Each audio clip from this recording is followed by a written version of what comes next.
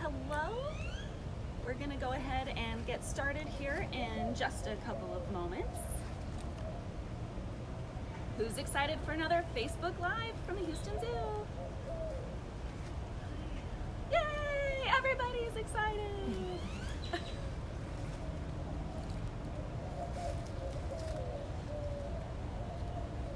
Over here. Do we have final okay? Okay! Hello everybody, good morning and welcome. Welcome to the Houston Zoo Facebook Live. Welcome back to Carnivores. My name is Danielle and I am here with our pair of clouded leopard cubs as well as our carnivore supervisor, Kathy. Hello, Kathy. So there we go. We're here to tell you a little bit about our two female cubs. We have Miss Luna right here and Miss Nova. So Nova and Luna are 4.5 months old and they were born right here at the Houston Zoo, and they are very much enjoying some outside time right now. We've got them out on one of our habitats so that they can have some exercise and some fun, run around and chase each other. It is their favorite thing to do. As I mentioned, they are clouded leopards. Now, clouded leopards are native to Southeast Asia. Think of them as mainly a rainforest cat, although they are kind of found, depending, they've been found in the foothills of the Himalayas, they've been found in mangrove swamps, but for the most part, these guys are rainforest cats. That means they spend a lot of time in and around trees. So as Miss Nova here spins around for us, she's showing off that very nice long tail and that gorgeous coat pattern. Oh, dive bombed by her sister, because that's what they do. So anyway, you'll notice they both have very long tails. A full-grown clouded leopard can be about 2 to 3 feet long, their body, and their tails will be just as long sometimes as their body. And that helps them with balance, as you'll get to see with these two running around. But so imagine them running around on a long, slender tree branches up high in the canopy, which we've kind of tried to replicate here in this habitat. All right, we have questions. Channing would like to know, why are they called clouded leopards? Channing, they get that name from the pattern on their coats. So we think of leopards from Africa, they've got rosettes, right? Our clouded leopards have those kind of cloudy, smoky, very kind of different markings. Depending where they're at, they have other names as well. In China, they're known as the mint leopard because they think that those kind of cloudy marks look like mint leaves. And they're also known as the tree tiger, more so in their habitats in Malaysia. Ivy and Mark want to know, what's the difference between a cheetah and a leopard? You have come to the right place. All right, so cheetahs and leopards can both be found in Africa, but they are very different branches of the cat family tree. Cheetahs, their scientific name, there will be a pop quiz later, Acinonyx jubatus. They are the only member of their particular branch, right? Now, leopards are found in Africa and in Asia. They have a much wider range. They are a kind of different kind of predator. They're both cats, right? So they're related. Leopards are stockier and stronger. They're not going to be the sprinting runners that cheetahs are. And they have different types of markings. Cheetahs have solid polka dot spots and leopards have rosettes. Now, just a disclaimer here, clouded leopards are not true leopards, right? They get that name because they're spotty. Their closest relative is actually the snow leopard, which is also not a leopard as in the African and Asian leopard. Colleen would like to know, are they endangered? Colleen, these cats are considered vulnerable, which is the step right above endangered. We don't know a ton about them in the wild because they are very shy and they live in places where they're fairly hard to study, but there is an estimate that there are about 10,000 mature cats in the wild. Gabby wants to know, how big can they get? All right, so Nova and Luna, we just weighed them this morning. They both currently weigh 5 kilograms, AKA about 10 pounds. When they're adults, they can get to be, typically their mom is about 16 to 20 kigs depending on the season, and the males can sometimes get to be twice the size, even up to 50 pounds. Jennifer wants to know how fast they can run. Jennifer, I don't have a miles per hour for you, but they can run plenty quick. Now these guys, They are cubs, so they're not going to be, they're not going to have their full speed, but really they're more of a stealth hunter as opposed to a sprinter or a true runner. Will would like to know, how far can they jump? Again, I don't have a direct measurement for you, but they can jump very, very far. We see these girls here jumping all over the place on this habitat, pouncing each other or chasing after birds or what have you, and it's pretty impressive. It's definitely further than we typically expect, or than you or I could jump. And you might be wondering, why are we in here with these cats?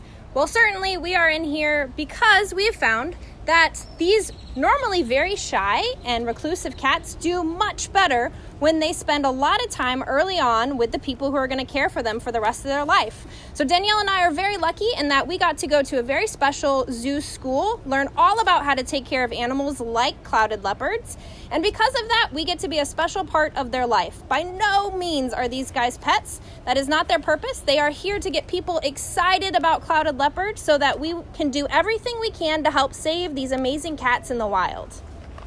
All right, Oliver had a question. What are their predators? Now, Oliver, most cats don't typically have other animals that really eat them, right? But some of their competition, something that could consider them a predator, would be tigers and leopards. Again, clouded leopards are native to Southeast Asia.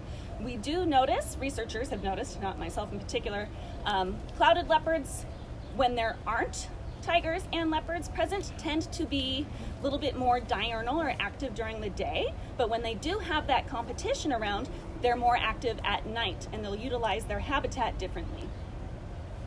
Noah wants to know, can you take them on walks like the cheetahs? No, Noah, that is not currently the life plan for these girls. As Kathy mentioned, we do currently get to spend time with them out on exhibit, really just making sure that they stay out of trouble. But these are not considered ambassadors, so we're not leash training them or halter training them at this time. Claire wants to know, what is their favorite treat? I'm gonna have to go with previously frozen mice. Now that's because it's new to them, right? So since they are still very young, we're slowly introducing new things to their diet, and they just recently got mice for the first time, and I hear it went off like a hit.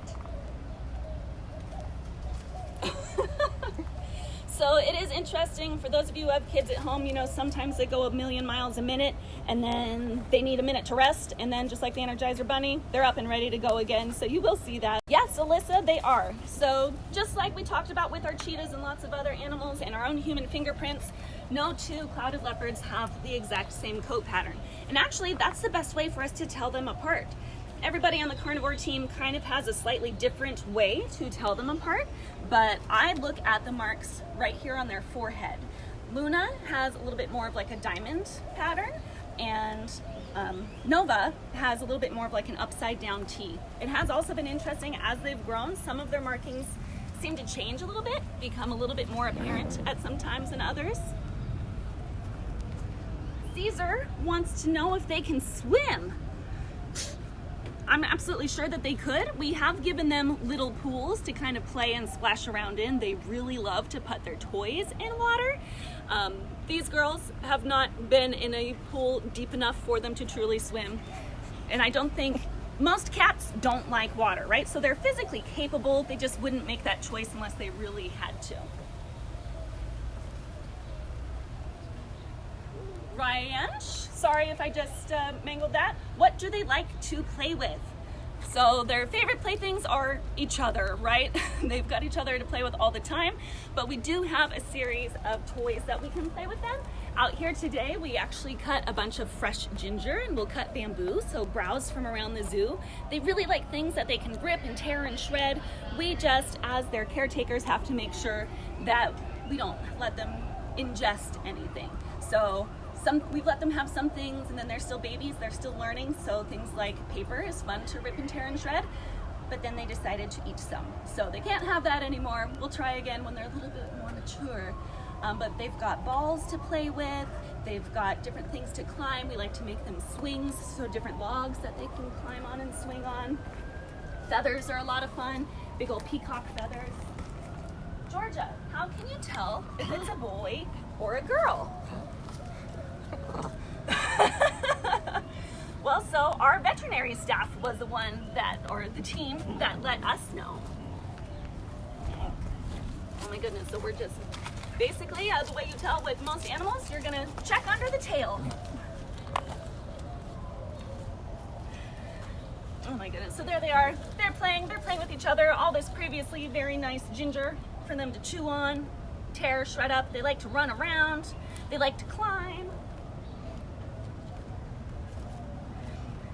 There we go. We give them, like I said, lots of branches and logs, because right now it's very important that we develop their abilities, right? So as clouded leopards, they need to be able to climb really well.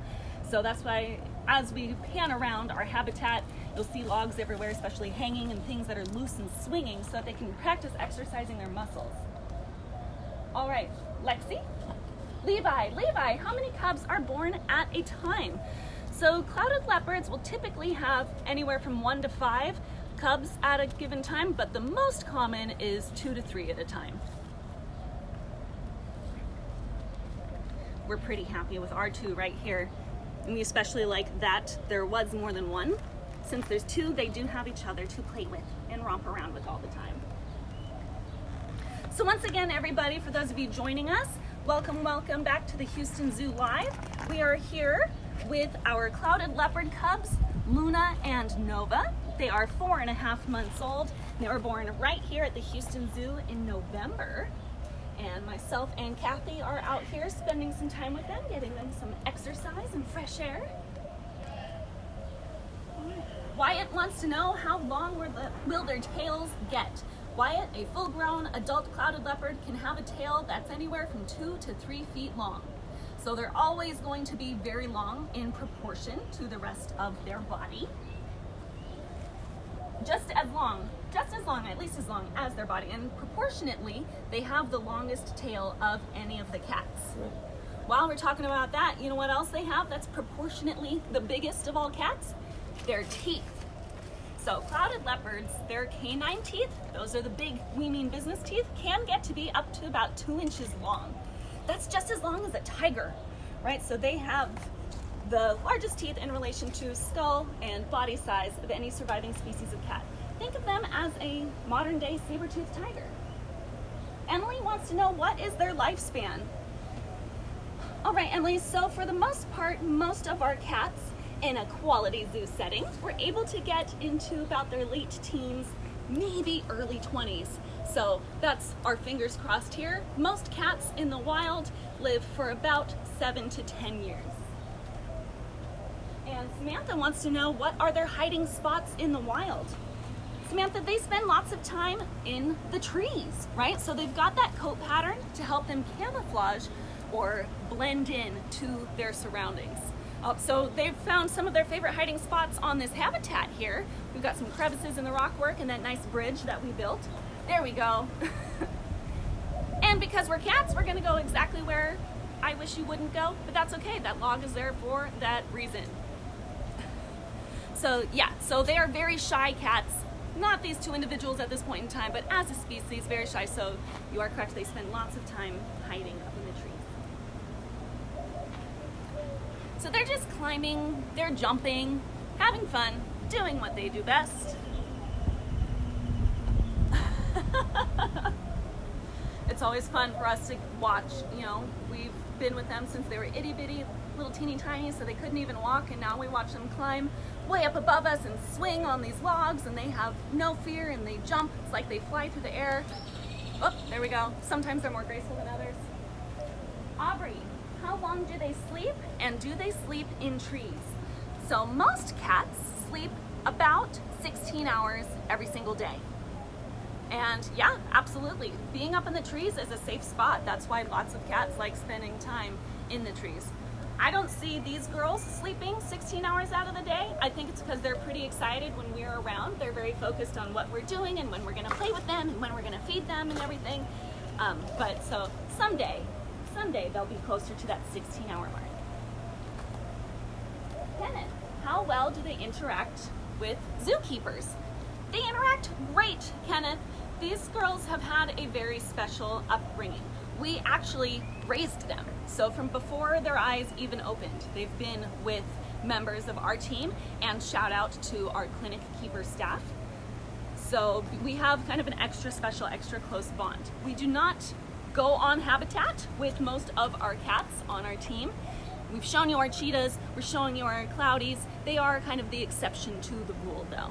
But this is a very amazing experience, kind of like a once in a career thing that I am very excited to be a part of. Kevin wants to know, do you clean their teeth? And no, we do not. Cats are really good at keeping themselves clean and taking care of themselves. So we're not gonna take a toothbrush to them, but you know what we do? We give them bones. So these girls haven't had bones yet. Again, still pretty little, still having things introduced slowly, but when they're adults, we'll give them bones at least once a week, and bones are nature's toothbrush. Madison, why do they bite each other when they play? That's a great question. Most animals do, actually. They rough, they tumble. They don't play with blocks and dolls necessarily the way that you and I do. They do a lot of wrestling, rough and tumbling. So they tend to try to grab one another with their paws and bite each other. But they're not biting to hurt, right? They're not puncturing. They're just essentially grabbing hold of one another. Here we go, climbing and exploring. So clouded leopards also are one of the most ancient species of cat. I mentioned earlier that their closest relative is the snow leopard, which we do not have here in Houston because it's too roasty. But clouded leopards are part of what's called the Pantherinae family, so with the big cats like lions and tigers and jaguars. But again, they're pretty unique. They're their own branch. Okay. Landry wants to know, how long can their claws get? Their claws get pretty long, pretty sharp. They stay pretty proportionate to their body, Landry. They're not, Wolverine claws from the comic books or anything. They are plenty sharp. They get the job done for them to climb, and obviously in the wild for them to hunt. Some other fun facts. So clouded leopards, they're kind of considered a medium-sized cat, right? So we talk a lot about big cats versus small cats. Small cats typically can purr, like your house cat at home, and big cats, like lions and tigers, can roar. Clouded leopards can't do either. They're a medium cat. So they do make a sound called a chuff or proostin. I don't do it very well. It's one of my greatest failings, but let's see. Hey! Okay, I'm not gonna do it. She's not looking at me. We'll see if we can get them to chuff for you. Also, their pupils are different. So big cats, lions and tigers, their pupils are perfectly round. Little cats, their eyes will narrow into vertical slits. But clouded leopards, their pupils are kind of always oval. And we talked earlier about those big old chompers, their giant teeth. They can open their mouth wider than any other species of cat. Most cats, say like a lion, can open their mouth about 65 degrees. You all miss geometry, right? But clouded leopards, because their teeth are so big, they can open their mouth about 100 degrees. Layla wants to know, how good is their vision? They've got pretty good vision, right? So they're able to see things that we don't see all the time, little birds and stuff that get into this habitat before we notice them. But like most cats, they've got pretty good vision. Excellent sense of smell, excellent hearing. Because they're predators, they need to be able to find their prey, their food. Bailey wants to know how high they can jump. I don't have a measurement for you, Bailey, but they can jump high enough that they can jump up in trees and help climb them. Much higher than you would expect, right? I can't jump very high at all, but these guys, they've got hops, they bounce. So, let's see. Shelly wants to know, do they roar? No, Shelly, they do not roar. They don't roar and they don't purr.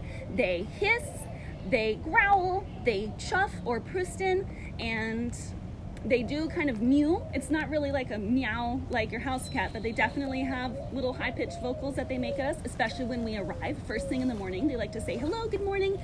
I would like my breakfast now. All right, everybody, it seems like it's about time for us to wrap up and let you get on with your day. I'd like to say thank you so much for tuning in, joining us here at the Houston Zoo. And Nova and Luna say thank you very much for meeting them. Have a great day, everybody. Take care. We'll see you again Monday at 11 o'clock for our Facebook Live series here at the Houston Zoo. Thanks, everyone.